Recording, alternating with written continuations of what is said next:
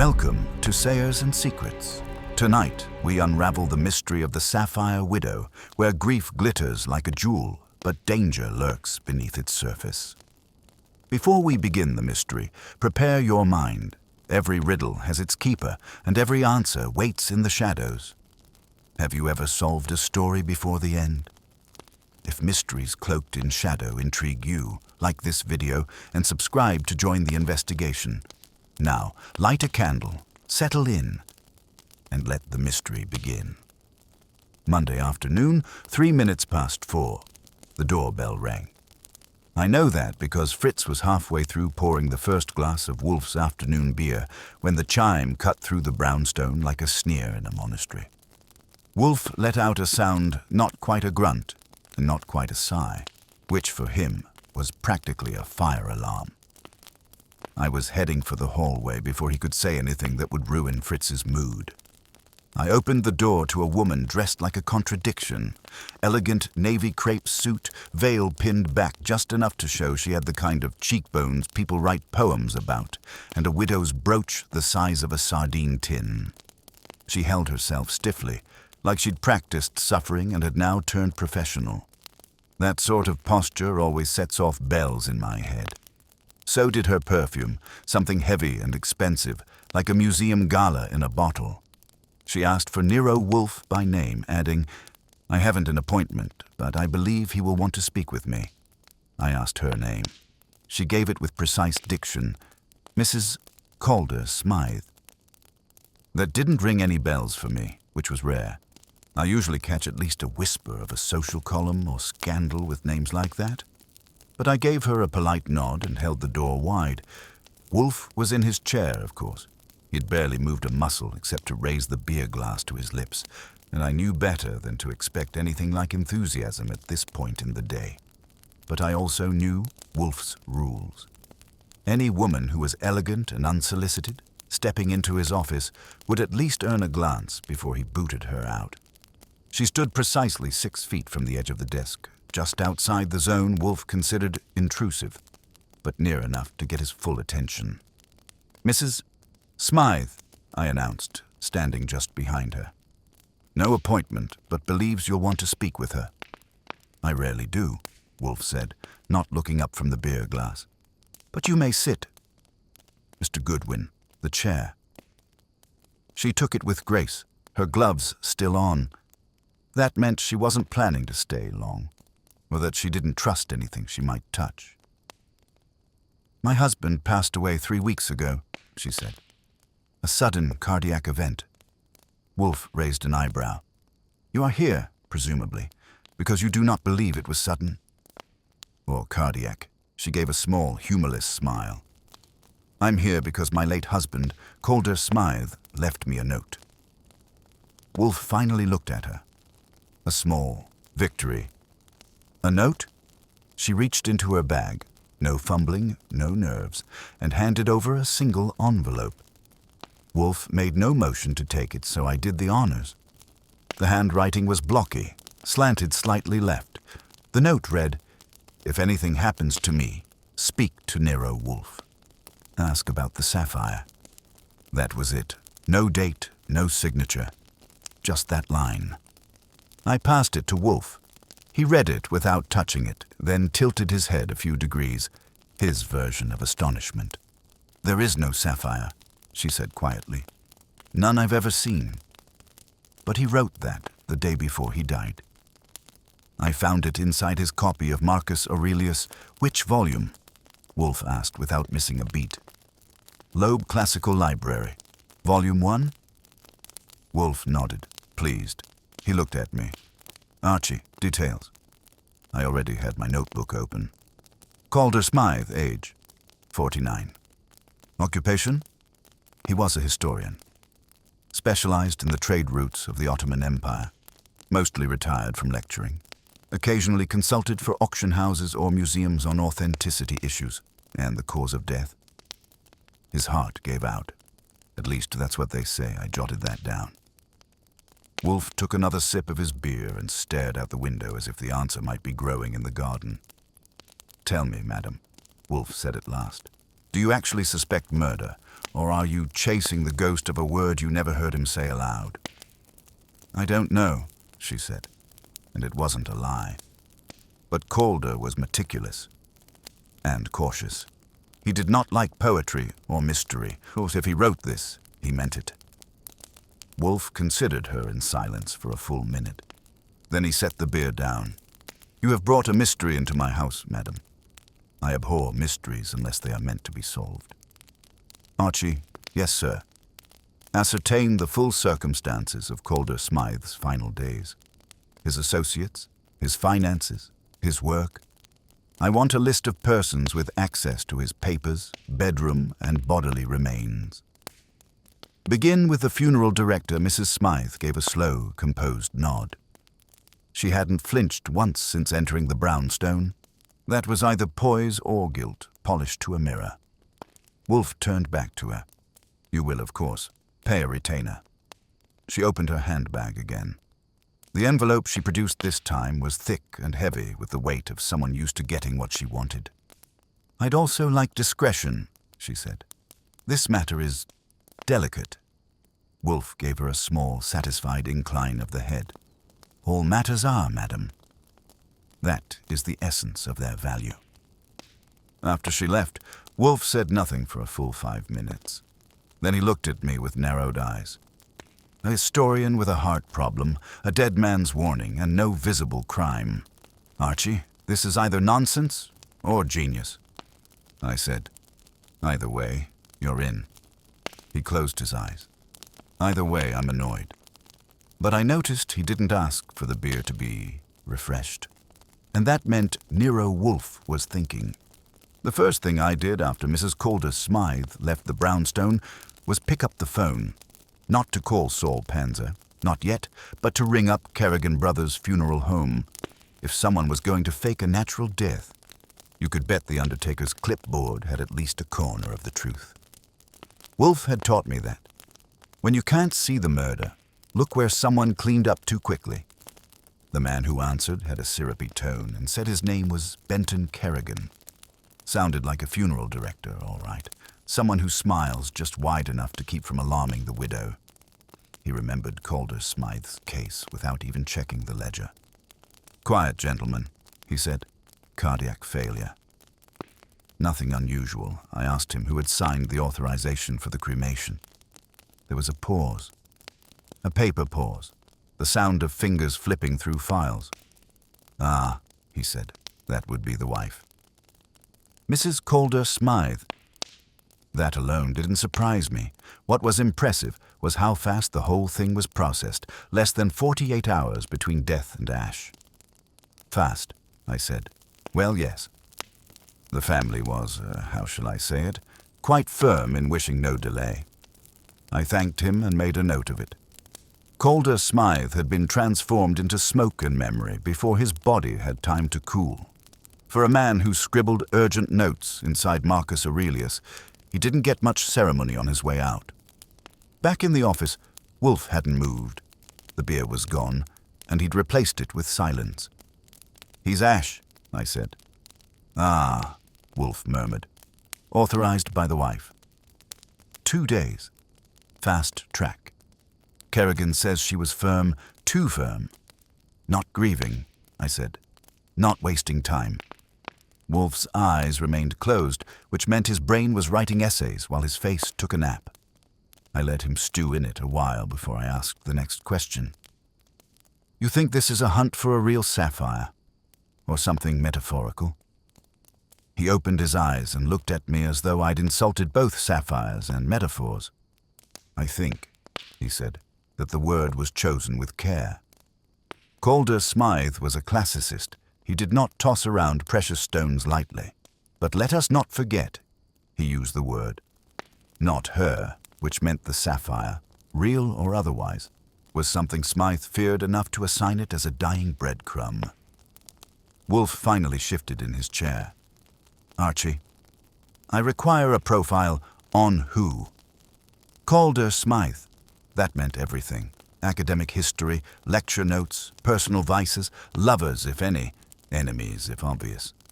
I had a few sources for this kind of thing, and one of them owed me dinner and a dossier. I headed to the New York Historical Society first. Calder Smythe had done work for them back in the 90s. A woman named Lillian Sharp greeted me at the front desk with the kind of politeness that usually hides one of two things, a sharp mind or a short fuse. Lucky for me, she had both. She remembered Calder well, meticulous, never turned in a footnote he hadn't rechecked twice. He was particularly obsessed with artifact provenance, especially trade route fakes. Did he ruffle feathers? She raised an eyebrow. Let's just say he believed half the world's museums were built on charming lies. Now we were getting somewhere. And personally? I asked. Withdrawn, she said, but charming in his own way. Introspective. Had a thing for older texts, obscure coins, and anything with the word Ottoman in it. His wife, on the other hand. She stopped. That interested me. Yes, she's polished. Very different. People assumed she married down, not in money. In noise I made my notes. A silent man, a polished widow, a warning in block letters, no signs of a break-in, no autopsy. Back at the brownstone, Wolfe was pruning his orchids, which was his way of chewing on a thought without biting. I gave him the summary. He believed a lot of museum artifacts were fakes, I said. He'd worked quietly behind the scenes, calling out bad acquisitions. And he made enemies. Subtle ones. Enemies who object to exposure, Wolfe said, trimming a petal. The highest kind. Also, I added, Calder's wife is sharper than she lets on. Very sharp. One of the archivists said people thought she married down. He gave a grunt that wasn't quite agreement and wasn't quite scorn. With Wolfe, that's like a double exclamation point. What do you make of her, Archie? She walks like someone who grew up with money but not love. Carries herself like someone used to being underestimated, Wolfe considered that. Dangerous. I nodded. Possibly. That night I made a call to Lon Cohen at the Gazette. Lon didn't have much on Calder Smythe, nothing scandalous at least, but he mentioned something that stuck with me. His name popped up briefly last year, Lon said. There was a quiet internal review at the Parkhurst Museum. They were under scrutiny for acquiring some Ottoman coins of questionable origin. Smythe had written a sealed report. Then it vanished. Vanished. Now we were somewhere Wolfe would call interesting. The next morning, I visited the Parkhurst Museum under the guise of prepping a magazine article about disputed acquisitions. It was a stretch, but my charm rate with overworked archivists is higher than average. I was shown to a Mr. Wexley, head of collections, who had the kind of face that makes you think twice about borrowing a paperclip. He was courteous, vague, and sweating just a little too much for a man in air conditioning. Dr. Smythe was, of course, respected, he said. His report was internal. It was, unfortunately, misfiled. Misfiled? He smiled without his eyes. Regrettably, yes. That kind of regret usually comes with a lawyer. Back in the cab, I called Wolfe. He wrote a report. That went missing, I said. It accused the Parkhurst Museum of acquiring forged Ottoman artifacts. And now he is dead, Wolfe said flatly, and cremated. There was silence for 3 seconds. Archie. Have Fritz prepare lunch, and call Saul. I didn't ask why. When Wolfe tells me to call Saul Panzer, it means the intellectual stage is ready to set the trap. Whatever this sapphire was, it had sharp edges, and someone wanted to make sure Calder Smythe took it to the flames. Saul Panzer showed up just after lunch. That's one of the benefits of Saul. You don't have to explain twice. Wolfe had called him with the kind of calm gravity reserved for either complex forgery cases or missing jars of imported mustard, and Saul arrived with a notebook, a soft hat, and a face that could pass through locked doors if necessary. Wolfe, seated in his throne of logic and calories, gave him the outline without embellishment. Calder Smythe, Ottoman artifacts, a vanished report, and a sapphire, either real or allegorical, that somebody didn't want floating to the surface. I want the names of anyone connected to that museum acquisition, Wolfe said. Board members, donors, advisors, and dealers. Especially anyone who stood to gain reputationally or financially from Smythe's silence. Saul nodded. He didn't ask why. With Saul, the less noise, the sharper the result. After he left, Wolfe leaned back and murmured something about the Greek concept of kleos, glory achieved through deeds or association. Then he scowled and reached for a prune. I took that as permission to pursue the personal side of the story. If Calder had left behind a metaphorical sapphire, it had to be rooted in the kind of knowledge that kills quietly. Secrets, in other words, and secrets, like pearls, only form under layers of irritation. My first stop was the Smythe home, an uptown brownstone, tidy and too quiet. Mrs. Calder Smythe greeted me with a pale smile and the air of someone prepared to be mildly inconvenienced by truth. "I assume you're here in some official capacity," she said, stepping aside. "Official enough," I said. "I'm looking for inconsistencies. In people or facts. Both, if they come in a matching set." She gave me a faint smile that didn't climb all the way up to her eyes. The house was full of precisely placed objects, vases, books, a grandfather clock, with a silence that felt practiced. Even the air felt organized. I asked to see Calder's library. She led me down a hallway paneled in walnut. The library was intimate, lined with books in 3 languages and at least one dead one. His desk was bare, except for a fountain pen and a framed photo. An old expedition, 2 men and a woman standing before the ruins of what looked like a Turkish fort. "That's Smythe on the left," she said. "The other man is Dr. Leif Honisch. German-born, but spent years in Istanbul. The woman was their assistant, Elise Matheson." The name stuck. Honisch had lectured once at the Met and caused a quiet scandal over a coin misattribution. Elise Matheson had vanished from the academic press 3 years ago. "Still in touch?" I asked. She shrugged. "Leif came by once last year. Calder didn't let him in." That had a smell. Not quite fish, not quite gunpowder. I asked to borrow the photo, and she hesitated. Then she reached for a pair of gloves, white linen, and passed them to me like she was handing over a confession. "Do you think he was afraid?" she asked. "Of what?" She looked down. "Of being right." I left with the photo in my coat pocket and my head full of unspoken things. Wolfe once said that fear and certainty rarely live in the same house. Calder Smythe, by all accounts, had lived between the two. Back at the brownstone, Fritz handed me a note as I walked in. Saul had phoned in a name, Henri Lascombe, French-American dealer in antiquities with a known affection for restored Ottoman coins. He'd brokered several transactions for the Parkhurst Museum, including the one Smythe had quietly reviewed. Wolfe was in the plant room. I found him contemplating a cymbidium orchid like it owed him money. "Lascombe," I said. "Saul says he has a history of laundering fakes through restoration loopholes."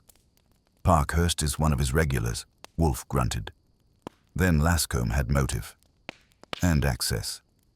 And money. But not necessarily finesse, Wolfe said. "Murder executed through cardiac convenience requires delicacy. And opportunity, I could go ask him," I offered. Wolfe gave a slow nod. "Yes, provoke him. Lightly. That's Wolfe speak for poke the bear, but don't bleed." I tracked down Lascombe at his gallery in Tribeca. Polished stone floors, sharp lighting, and walls hung with just enough shadow to make a price tag feel like provenance. He was a tall man with sloping shoulders and a voice like dry silk. "Ah, yes. Calder," he said, brushing dust from a fake Phoenician urn. "Tragic. You knew him well?" "We conversed, often at odds. He believed in purity. I believe in survival." That sounded like a motive to try to sneak past the guards in costume. "You ever see a sapphire?" I asked casually. Linked to his work? He blinked once, then offered a slow smile. No, Calder wasn't fond of pretty stones. He was married to dust and paper I left soon after, but something about that smile stuck. People don't lie about sapphires unless they know exactly why you're asking. Back at the brownstone, Wolfe was seated, eyes closed, fingers steepled. I gave him the update. He didn't move for a long time. Then, Archie, call Mrs. Smythe. Tell her to be present tomorrow evening at 8. Also, invite Mr. Lascombe and Dr. Honish, if he's in the country. Use Saul. That's a gathering. It is the slow pressure of intellect, Wolfe said, applied evenly. Should I bring refreshments? No, he said flatly. Let them sweat. The chessboard was arranged. The pieces were in motion. Wolfe had the queen cornered. All that remained was to close the net, gently, firmly, and in silence. At exactly 7:58 the next evening, I opened the front door of the brownstone to admit the first guest. Mrs. Calder Smythe stepped in wearing a subdued charcoal wrap and a brooch shaped like a closed eye. Symbolism either unintentional or devastatingly deliberate. She looked like she'd slept exactly 2 hours and had counted both of them. I offered to take her coat. She declined. That was either nerves or control, and with her, you couldn't be sure which. At 8:01, Henry Lascombe arrived, smelling like good cologne and polished brass. He wore a smugness that matched the cut of his suit, and his eyes made a full lap of the hallway before I even closed the door behind him. The man didn't come for an interrogation. He came to perform. I guided him to the office, where Wolfe sat like a mountain with opinions unmoved and unmoving under the golden lamplight. The last guest, Dr. Leif Honish, arrived at 8:10 because Europeans always believe time is a fluid suggestion. Tall, austere, with a thick accent and a cane he didn't need. He gave me a nod that had the weight of a minor duchy behind it. Wolfe didn't greet them individually. He waited until the seating had settled, then gave a small incline of the head that passed for ceremony. The air had that delicate, taut flavor of a room preparing for confession. I have summoned you, Wolfe began, because you were each, in your own way, attached to Calder Smythe. Professionally, historically, and in some cases, I dare say, fatally. That turned a few heads, but no one spoke. Wolfe let the silence sit just long enough to steep. He turned to Mrs. Smythe first. You found the note. You brought it. I commend you, but I suspect you did not bring the entire truth. She raised an eyebrow. Meaning? Meaning that your husband had been quietly assembling evidence to expose a fraud involving the Parkhurst Museum's acquisition of Ottoman artifacts. He was not merely concerned with forgeries. He had traced them to specific individuals, and he knew, or suspected, that there was a price to be paid for naming names. Her lips parted, but Wolfe held up a finger. Not yet.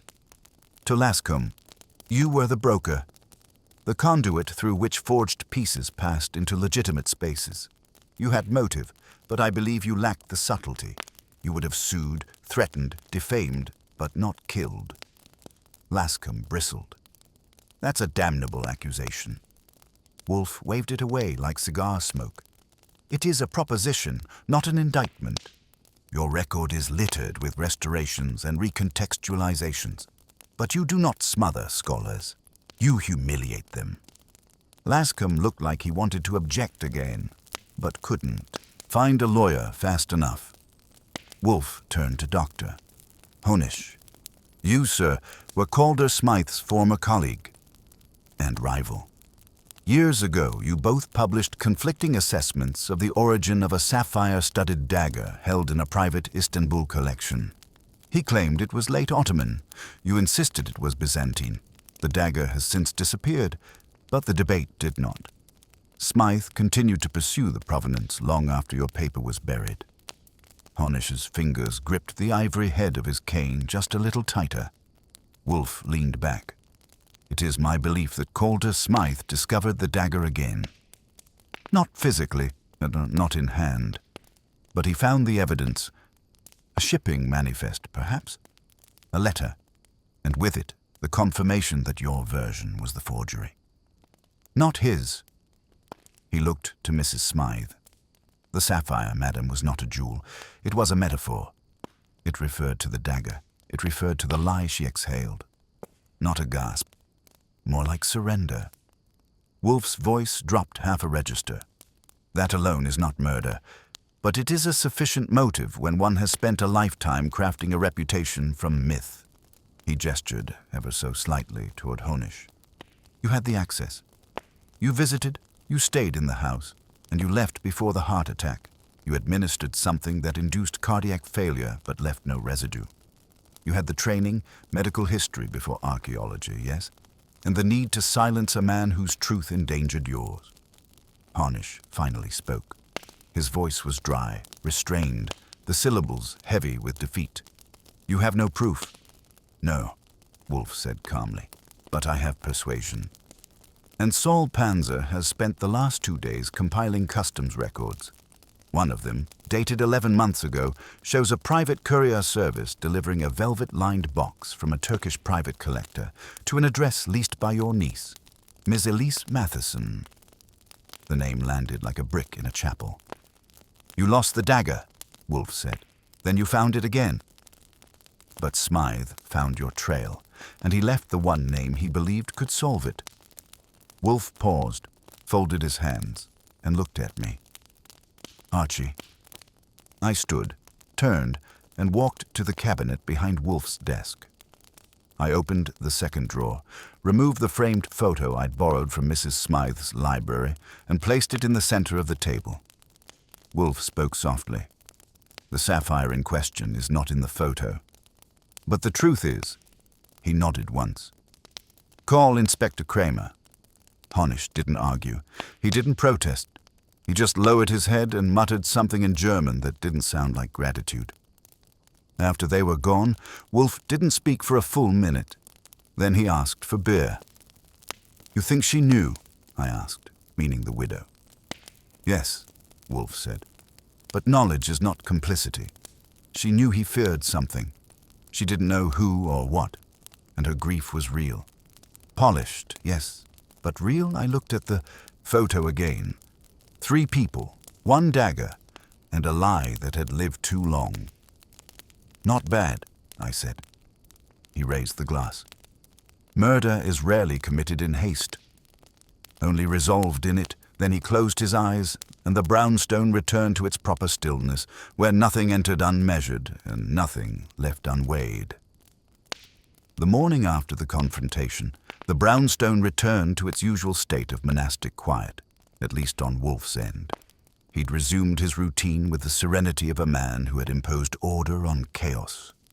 Breakfast was soft-boiled eggs, crisp rye toast, and silence, with only the faint rustle of the Times to keep Fritz company. As for me, I'd barely slept, which I chalked up to habit more than necessity. Cases like this one didn't just close, they echoed. Saul dropped by around 10, looking as unreadable as ever. He handed Wolfe a slim folder before disappearing like he'd never been there. Inside were the final customs documents, confirmation of the shipment from Istanbul to Elise Matheson under a fake antiquities certificate tied to a defunct Viennese institution. The dagger had traveled halfway across the world in a private crate marked archival glass. Wolfe didn't need to read it. He just nodded, placed the folder on the credenza, and reached for his beer glass. That ends it, then? I asked. No, Wolfe murmured, but it concludes it. There's a difference, of course. Ending something is an action. Concluding it is a judgment. With Wolfe, judgment always took precedence. The phone rang just before noon. It was Inspector Kramer, calling from the 14th Precinct. His voice was as gravelly as ever, and about as warm as a manhole cover in February. We're holding Honish, he said. We got the warrant for Matheson's apartment. She's fled, but the dagger's there. The original, not the fake. And a typed letter from Smythe to a museum director in Munich, dated 2 days before he died. He was going to make the whole thing public, Wolfe's only reply was a single syllable. Yes. Kramer hung up without a goodbye, which for him was practically a valentine. When I reported the update, Wolfe simply folded his hands across his stomach and closed his eyes. I'd seen that posture before. It meant he had no interest in revisiting the emotional detritus of the case. But I had a few things still rattling around in the back of my mind, and one of them had soft blonde hair and an uncanny ability to say very little without seeming evasive. "You still think, Mrs. Smythe was clean?" I asked. "She did not kill her husband," Wolfe said without opening his eyes. "She may not have loved him, but she respected him. She brought us the note. She also cremated him before anyone could check for poison." "That," Wolfe said, "was either grief or foresight. I do not care which. Her choice was lawful, and the dagger? She didn't know. He never told her. Perhaps, too, protect her. Perhaps because he didn't trust her. Either is plausible, I let that sit." Wolfe wasn't the type to play moral handball with a widow's conscience. If she'd known anything more than what she claimed, he'd have pounced already. That he hadn't was its own verdict. I stepped into the front room and looked out the window. The street was quiet, as if the city had exhaled. A dog barked 2 blocks down.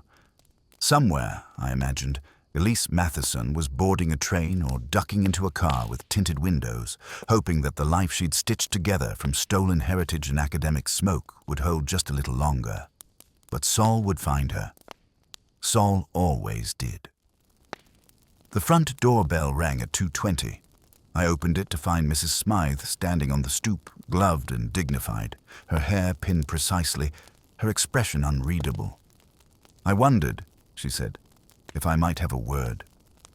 I stepped aside. She entered as though it were a chapel and not a home with a carnivorous brain seated in the back office.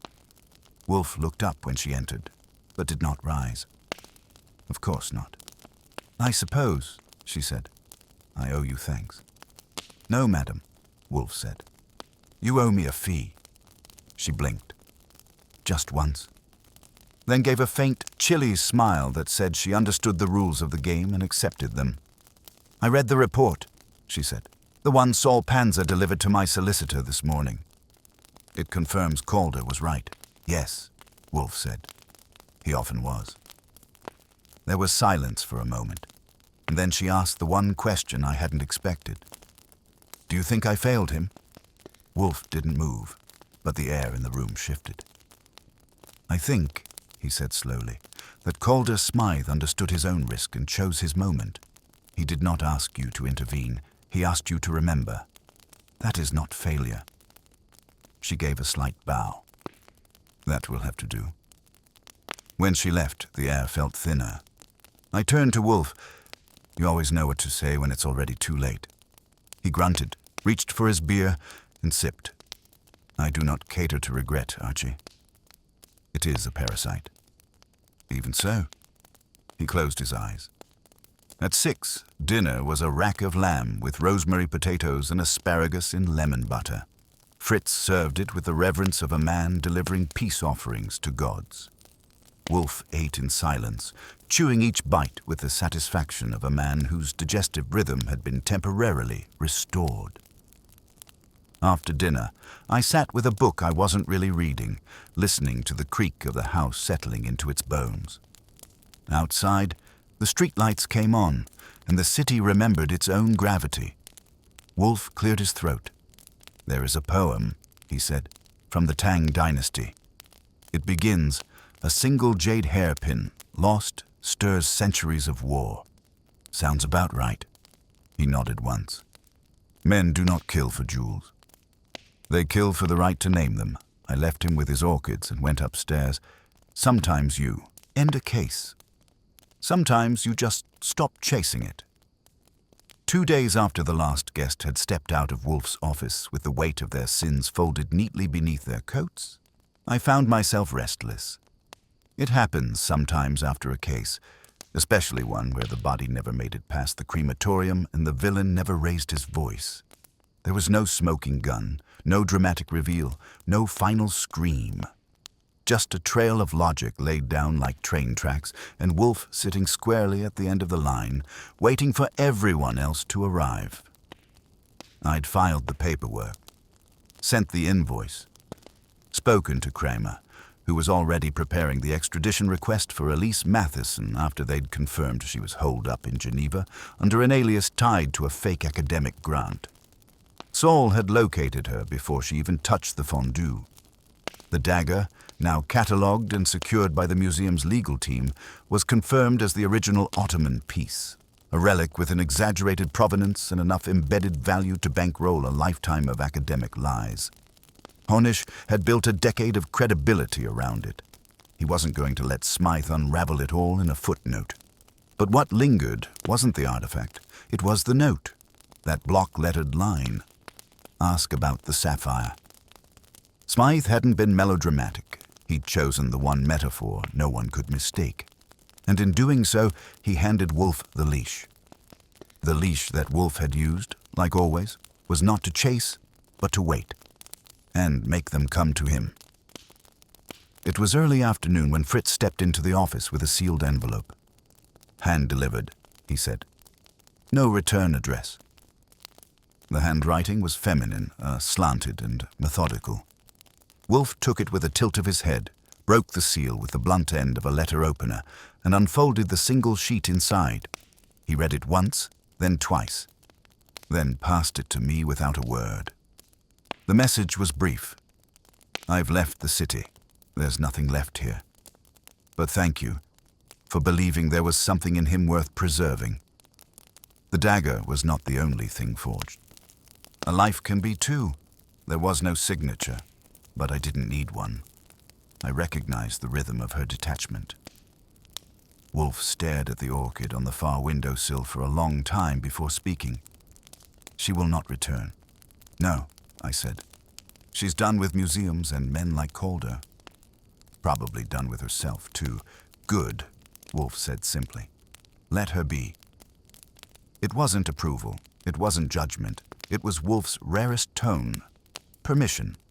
As if, for once, the mess of human feeling had earned a quiet corner in his rigid structure. Around 5, I left the brownstone to clear my head and do what I pretended was walking, but was really just letting New York be loud enough to cover the echo of dead scholars and metaphorical gems. I stopped by a bookstore near Union Square. The place had an entire shelf dedicated to disputed antiquities.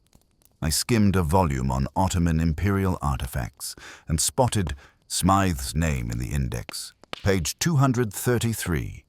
Smythe Calder, private consultant, Ottoman coinage integrity disputes, 2001 to 2018. It was a short paragraph. Just enough to acknowledge the man, not enough to celebrate him. I wondered if the next edition would mention the dagger, or the museum scandal, or his note. Probably not. People like Smythe didn't leave behind explosions. They left footnotes with barbed edges. I was halfway through a decent corned beef sandwich back at the brownstone when the phone rang again. Wolfe didn't move. I answered, of course. It was Lon Cohen. "I hear the museum's naming a fellowship in Smythe's honor," he said. "About time," I said. "He earned it. Posthumously. The safest kind." "Any press?" "Some," Lon replied, "but they're keeping it quiet. No one wants to admit they let a forgery sit in a glass box for 10 years while the expert who warned them was cremated without an autopsy." I told Wolfe. He only nodded, then picked up a spoonful of tomato bisque and sipped like justice and soup should never be rushed. That night, as I cleaned up the paperwork on the case, I found myself circling back to something Wolfe had said days earlier. That Calder Smythe had chosen his moment. The way Wolfe framed it, it wasn't desperation, it was strategy. Smythe hadn't run. He'd prepared.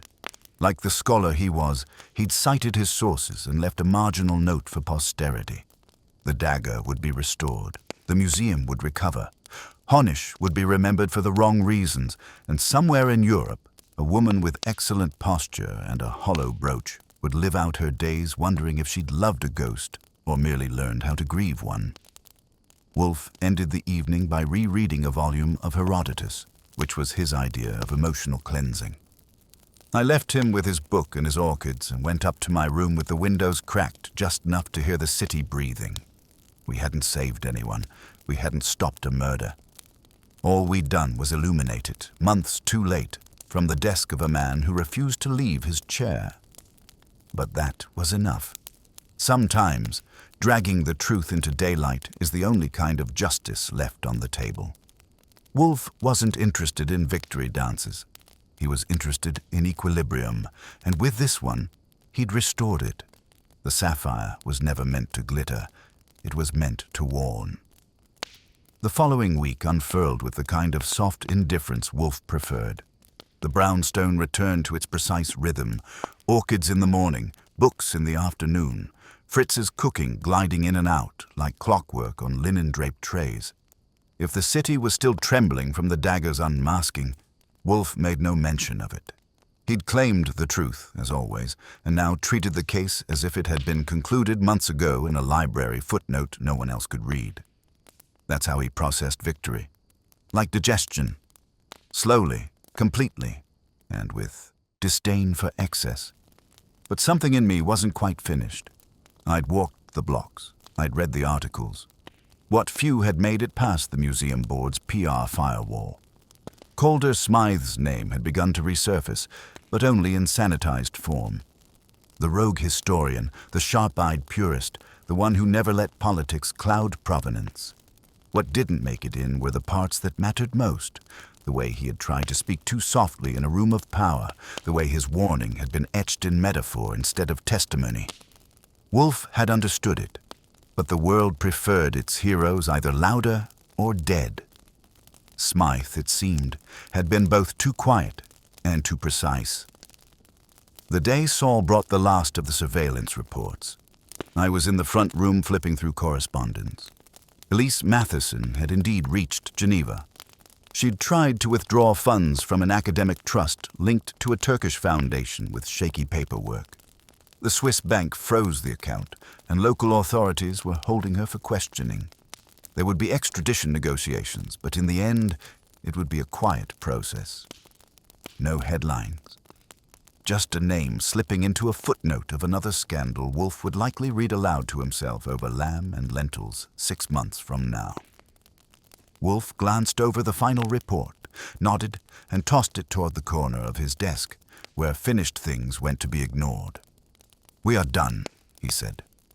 But I wasn't. Not quite. "You don't think she'll talk?" I asked. "No." "Why not?" "Because she is not reckless," Wolfe replied. "She is careful." Even now, she forged a career by understanding how institutions guard their shame. She will vanish into bureaucracy like a shipwreck beneath the waves and the museum. They will rename a gallery, publish a revision, award a fellowship. They will rewrite the memory, not erase it. I couldn't argue. Wolfe wasn't often poetic, but when he was, it came out like that. Bone dry, irrefutable, and heavy enough to break something you didn't realize you were still holding. Late that evening, I found myself alone in the library, thumbing once more through the volume Calder had used to hide the note. Marcus Aurelius, Loeb edition, Volume 1. The irony hadn't been lost on Wolfe. A man dies of a supposed heart failure while his final words rest between stoic reflections on duty and mortality. The passage nearest the folded note was underlined faintly in pencil. You have power over your mind, not outside events. Realize this, and you will find strength. Calder Smythe had known exactly what was coming. He hadn't tried to stop it, not directly. Instead, he had planted the right word with the right person. That was his rebellion. Not with rage, not with resistance, but with deliberate, calculated trust. And that trust had landed in the lap of the only man in the city who could decipher a metaphor and make it matter. I returned the volume to the shelf and poured myself a bourbon. Fritz was long asleep, and Wolfe had retired to his room. The brownstone was silent in the way only Wolfe's brownstone could be. The kind of silence that you didn't disturb, you just noticed. Sitting there with the glass in hand, I remembered the look in Mrs. Smythe's eyes when she asked if she had failed him. It had lingered longer than anything else in the case, because failure in her world wasn't loud. It was passive, a quiet absence of action that allowed the wrong people to fill the silence. She hadn't poisoned her husband. She hadn't covered for the murderer. But she'd let him vanish into the fire without protest, without question. Whether that was cruelty or cowardice, I still couldn't say. Around midnight, Wolfe summoned me with a quiet, "Archie," his voice drifting down from the second-floor landing like a curtain settling. I found him at his desk, robe wrapped around his bulk like a diplomat refusing to declare war. He gestured for me to sit, which I did, only mildly alarmed. "There is one matter unresolved," he said. I blinked. "What's that?" He pointed to the lower drawer of the cabinet. The photograph. I retrieved it, the one with Calder, Honish, and Elise, standing in front of a ruined Ottoman archway, expressions unreadable, all three bound together by some long-forgotten expedition. Wolfe held it for a moment, examining the grain. "There is a symmetry here," he said. "3 truths and 3 lies, layered one over the other. He believed in the artifact. Honish believed in the lie, and Elise believed in both, until belief itself became a burden. You want me to burn it? No, he said. File it. Properly. Not for evidence. For memory, I did as he asked, sliding the photo into a manila sleeve, labeling it with a date and a name. I placed it in the 3rd drawer from the top, behind the file marked Volmer v. Crichton, forged Murillo, and just ahead of Canfield manuscript, partial recovery. That's where Wolfe keeps the cases that leave something behind. Not evidence, not trophies. Something more stubborn. I turned back toward him. "You think Calder would have liked how this ended?" "No," Wolfe said, "but he would have understood it." That was as close as Wolfe ever got to melancholy. I left him there, seated in his chair, eyes half-lidded, the sounds of the house narrowing to the slow tick of the mantel clock. Outside, the wind had picked up. A thin layer of fog pressed against the windows, and I watched the city try to disappear into it. But the brownstone remained lit, the only place on the block still alive with thinking. Wolfe hadn't moved. He wouldn't. That was his victory, his stillness, his silence, and the knowledge that whatever had been twisted had now been unspooled, set straight, and filed away. I climbed the stairs, my footsteps slow, my head finally quiet. The sapphire, after all, had been found. The thing about a case like Calder Smythe's is that even after it's over, names accounted for, motives dissected, photographs filed, and knives locked away, you don't quite shake it. It lingers like an odor in the corners of a room you thought you'd cleaned. Wolfe wouldn't say that out loud, of course. He prefers his ghosts either embalmed in Latin or flattened under logic. But for me, it came on the 4th day of quiet when I realized I hadn't heard Wolfe request a single follow-up detail. Not from Saul, not from Lon, not even from me. He hadn't reopened the file. He hadn't made a snide remark about Swiss judicial efficiency. He hadn't asked what Mrs. Smythe was doing or if Elise Matheson had managed to vanish again. The case had resolved, and that was precisely what made it feel unfinished. I found myself revisiting the timeline in my head. Calder's death, the note in the Aurelius, the cremation, the missing dagger, the silence of the museum, the 3 people in the photo. It had all converged so cleanly that part of me began to doubt its neatness. Like a piece of furniture that looks too level until you press down and feel the subtle rock beneath. Wolfe had called it complete, and by all outward signs it was. But there was something about that note, so deliberately cryptic, so unusually brief, that made me wonder if Calder Smythe had left behind more than one warning. It was noon when I went up to the guest room where Mrs. Smythe had briefly stayed during her second visit, before the confrontation. I didn't expect to find anything. The room was as clean as Fritz's discipline and as anonymous as a hotel suite. But habit dies harder than logic, and I gave the drawers a once-over anyway. In the bottom one, beneath the linen runner that no guest ever touches, was a small envelope. No name. Just the unmistakable block handwriting, for the man who asks too much. Wolfe would have said that described both of us, but we'd know who Calder meant. I brought it down to the office and placed it on Wolfe's desk without comment. He looked at it, sighed once through his nose, and picked it up. Inside was a page torn from an academic catalogue, an image of the sapphire-studded dagger as it had appeared in 2004, freshly acquired, surrounded by a panel of enthusiastic curatorial notes. Scribbled in the margin was a single sentence in the same block hand. "It is not the dagger they killed for. It is what it pointed to." Wolfe read it, then placed it on the blotter and steepled his fingers. "Archie," he said after a moment, "retrieve the file." "Which file?" "The Parkhurst acquisition records." "And the Lascombe correspondence," I didn't argue. I went to the cabinet, pulled the folder and laid it out. Wolfe went to work, silently scanning, cross-referencing the years. The dagger had arrived in 2004, yes, but it had been part of a larger lot, one that included smaller Ottoman items, rings, scroll weights, and coin molds. Most had been dismissed as of minor historical interest. Wolfe tapped a finger against the manifest. "Here." "Which line?" "An incomplete wax seal. Unlabeled. Described as ornamental." He looked at me as though I should already know. "I don't follow." He reached into the catalogue photo again. The dagger was stylized, ceremonial. Not used for killing, for pointing. The seal might have authenticated its direction. Calder must have realized it. Honish knew it too. But where's the seal now? I checked the disposition sheet. Marked as returned to Lascombe due to space constraints.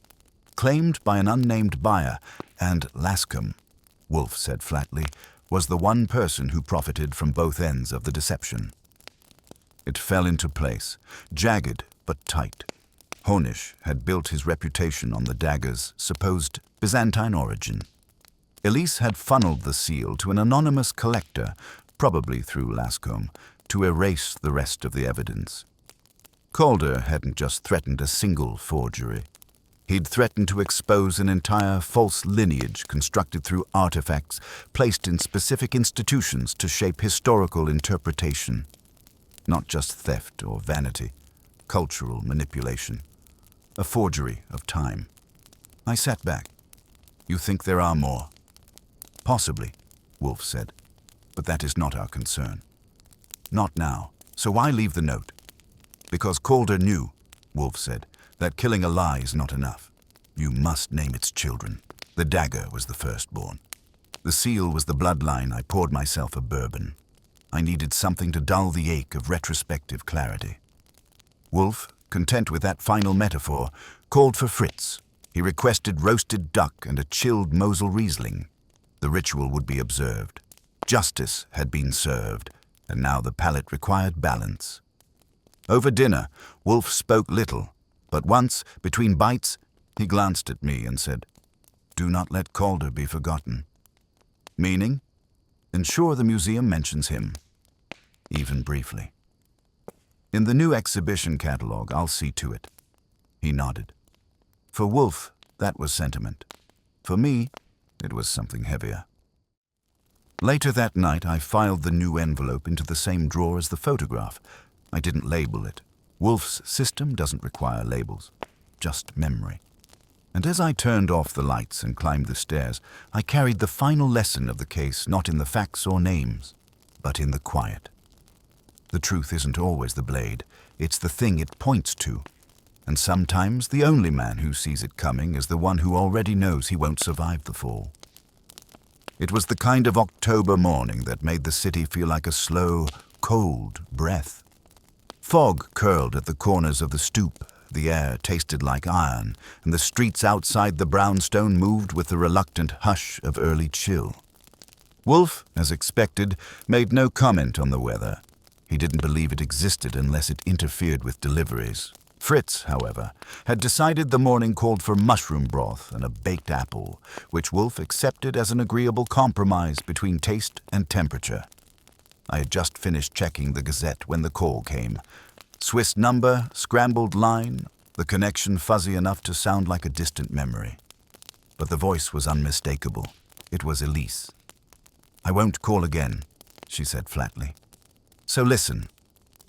"You have my full attention," I said. "I know you filed everything," she continued. "The seal, the dagger, Lascombe's part. The full arc. But there's something else. Something Calder never said out loud, and I didn't realize until I read his note a second time." There was a pause, a breath, the sound of a chair creaking beneath her. "Calder didn't just suspect Lascombe was placing forgeries in museum collections. He suspected Lascombe was using certain institutions to launder more than artifacts. Money?" I asked. "No, knowledge that got Wolfe's attention." He turned his head toward me slightly. "Calder believed someone had been planting fabricated provenance documents," she went on, "not just to inflate value, but to reassign ownership. Quietly. Over time. A kind of historical remapping, and the seal was part of it. It was proof that a specific Ottoman relic was never where Lascombe said it had been. If that seal had surfaced, it would have invalidated not just the dagger's origin, but 5 other pieces in the Parkhurst and the Berlin private collections.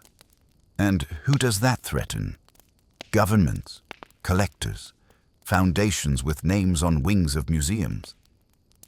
There was a brittle edge to her voice now. One part confession, one part resignation.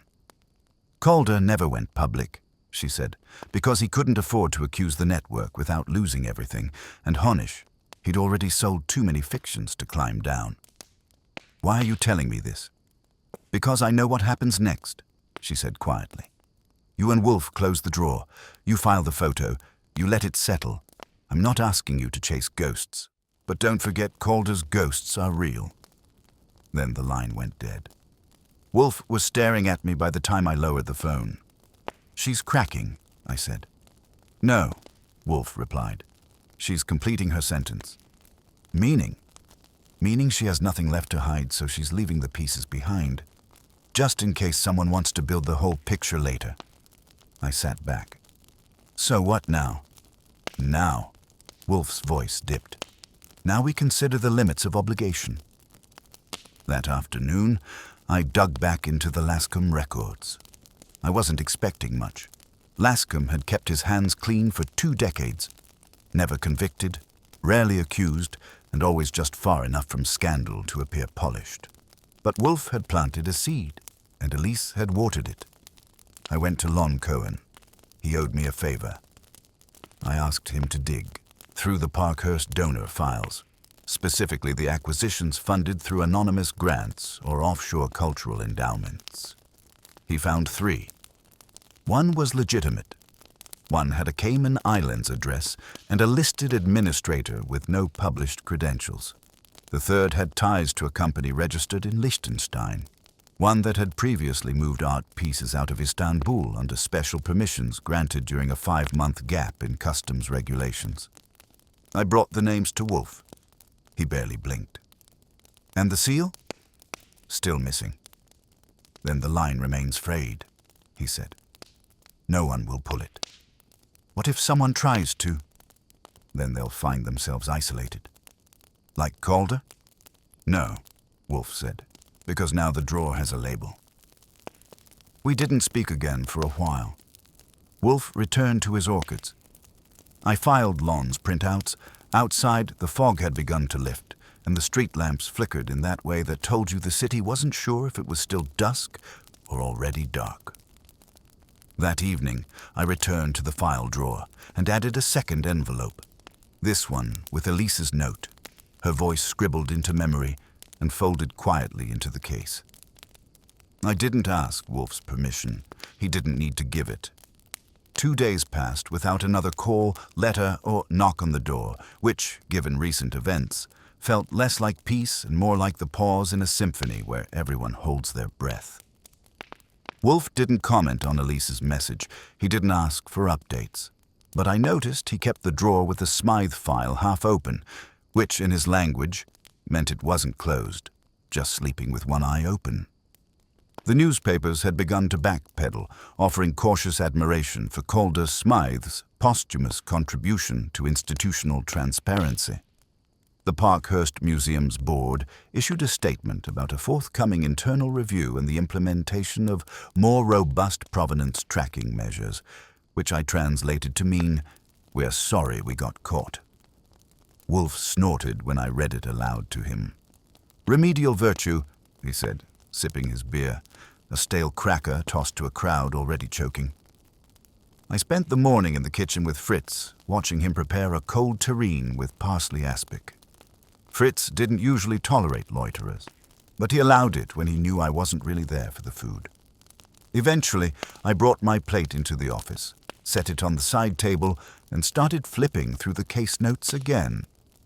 There was something Elise had said, something about the seal not being proof of the dagger's lie, but of something larger, a map almost, a redirection, and it nagged at me, the way unfinished puzzles do, even after someone tells you the picture is complete.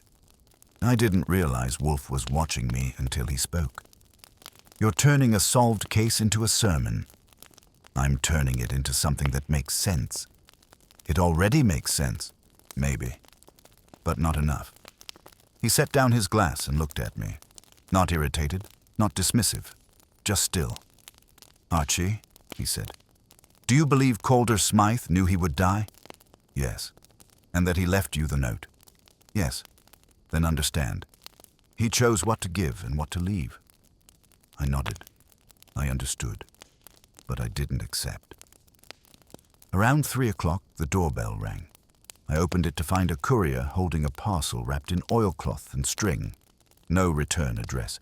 Inside was a small box, velvet-lined, about the size of a cigar case. At first glance, it looked innocuous.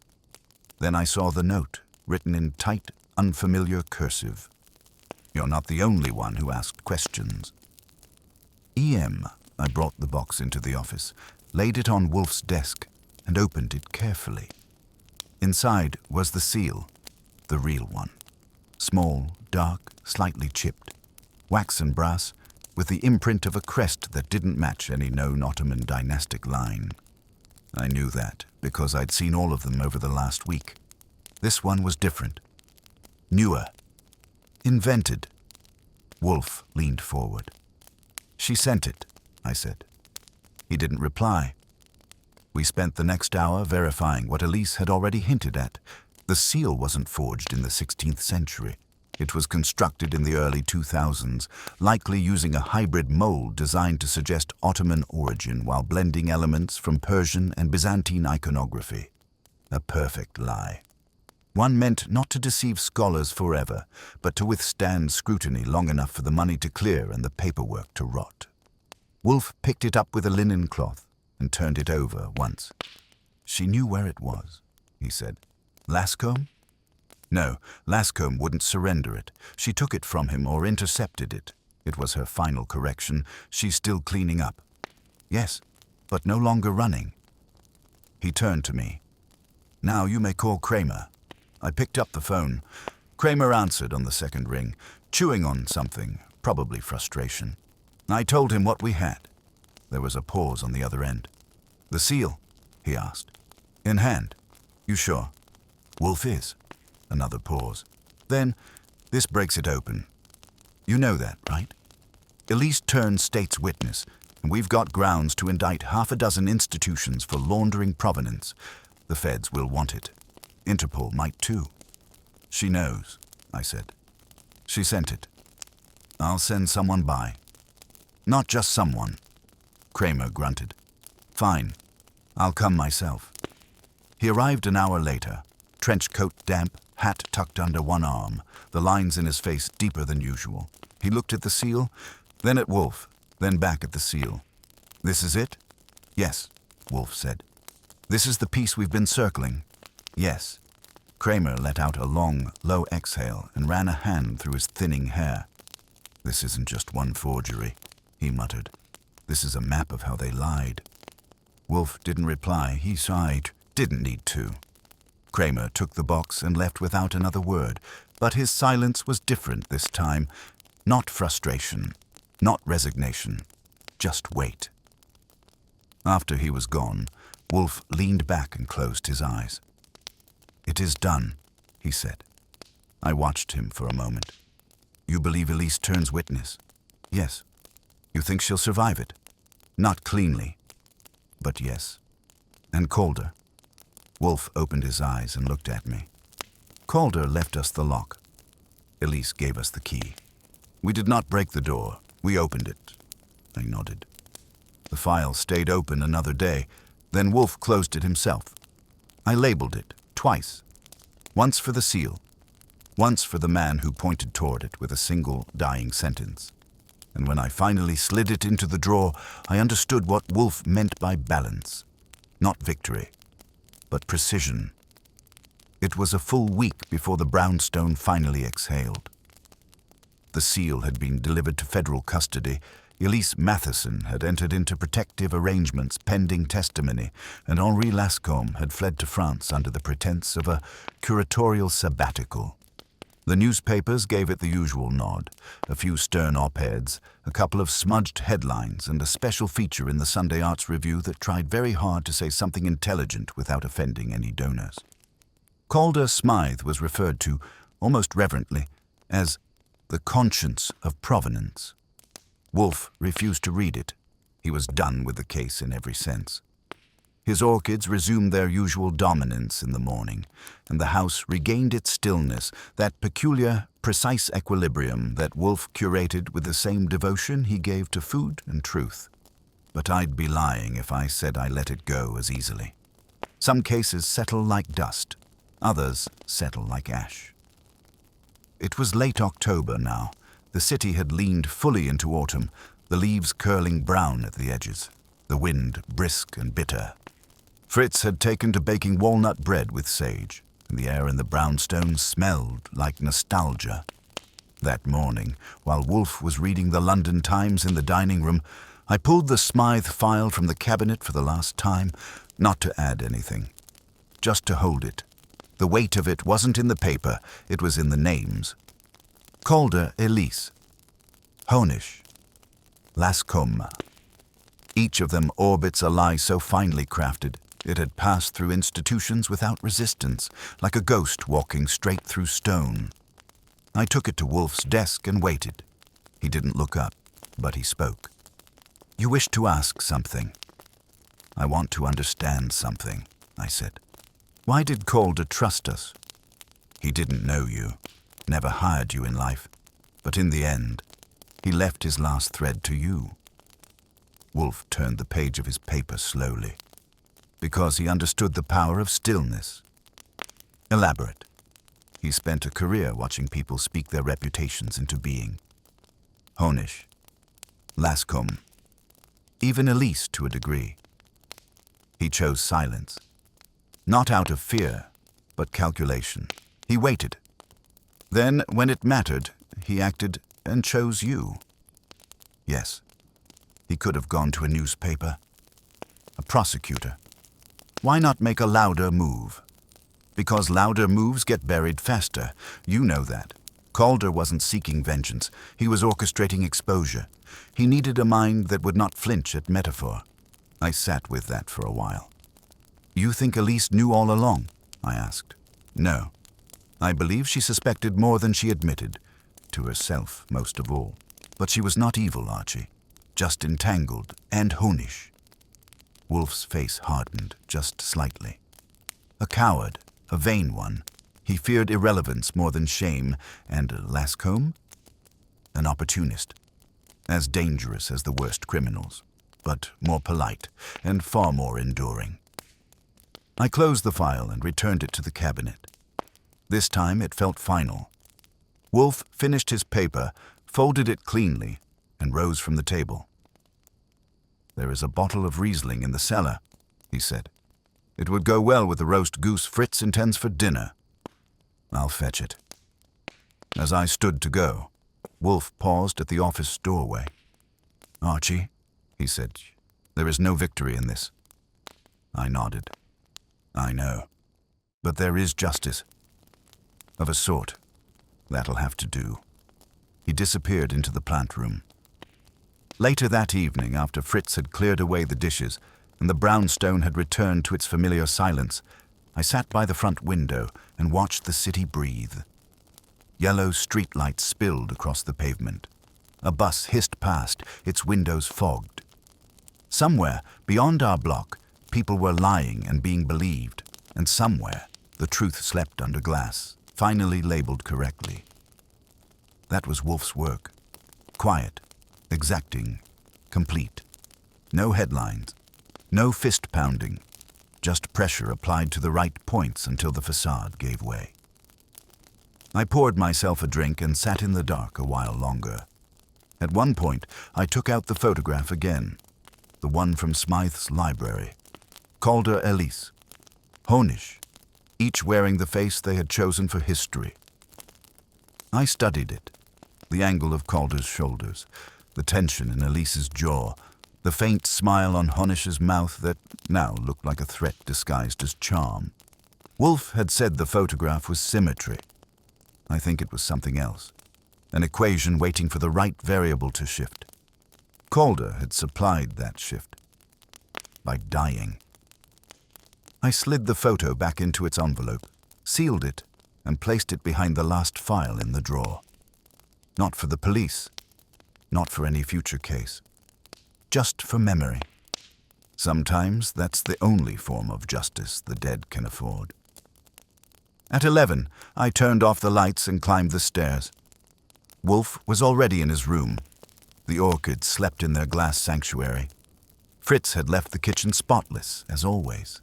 The house, though old and filled with ghosts, had never felt so precise, as though even the dust motes had been organized. And I thought again about what Wolfe had said about stillness. Calder had chosen it. Wolfe embodied it. And I, as always, narrated it.